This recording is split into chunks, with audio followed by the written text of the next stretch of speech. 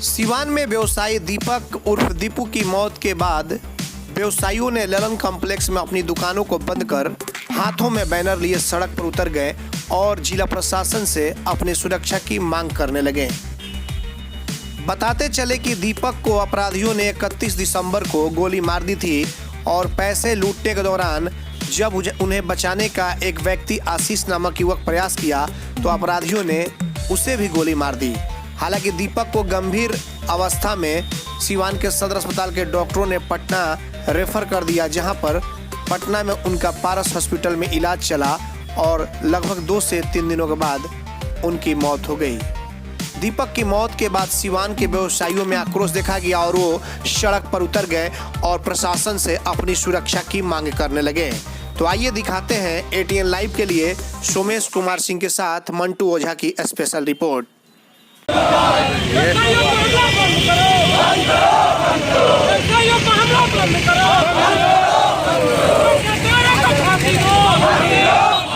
हम व्यवसायी संघ ललन कॉम्प्लेक्स का आए दिन आज से कुछ दिन पहले एक हमारे ही मार्केट में चंद्रज्योति मेडिकल हॉल वाले के मेडिकल दुकान पे हमला करके लूटपाट की कोशिश की गई और उससे अभी हम लोग निकले भी नहीं थे। वो डर अभी समाया ही था, तब तक दीपक जी का हत्या हो गया।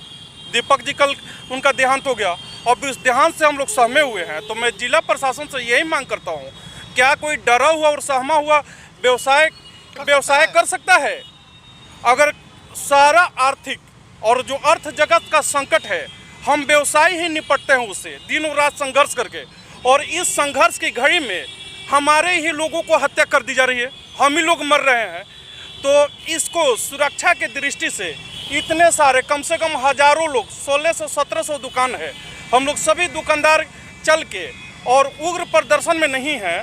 हम लोग एक कदम से कदम मिला के शांति मार्च कर चले हुए प्रशासन के, और आपके मीडिया से, आपके माध्यम से हम लोग जिला प्रशासन को सूचित करना चाहते हैं कि हम लोग डरे हुए हैं, सहमे हुए हैं, सुरक्षा की गारंटी दी जाए। हमें सुरक्षा चाहिए। नाम मेरा मोहम्मद सफीउल्लाह हुआ, सिवान इलेक्ट्रिकल जोन एक दुकान है उसमें मैं उसी का प्रोप्राइटर हूँ।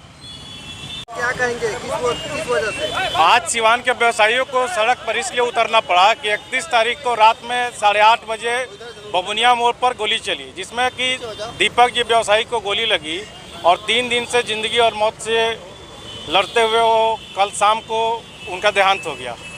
और सिवान में जो स्थिति है व्यवसायियों का, किसी तरह से कोई सुरक्षा नहीं है।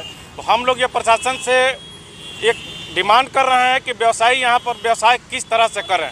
किसी तरह से कोई सुरक्षा नहीं रह गई है, तो किस तरीके से हम लोग अपना व्यवसाय यहाँ पे करें, इसका कोई व्यवस्था किया जाए प्रशासन की तरफ से।